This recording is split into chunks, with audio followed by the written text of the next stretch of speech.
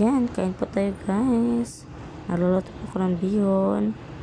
Plus, paa ng manok. Ayan, paborito kong pulutan yan.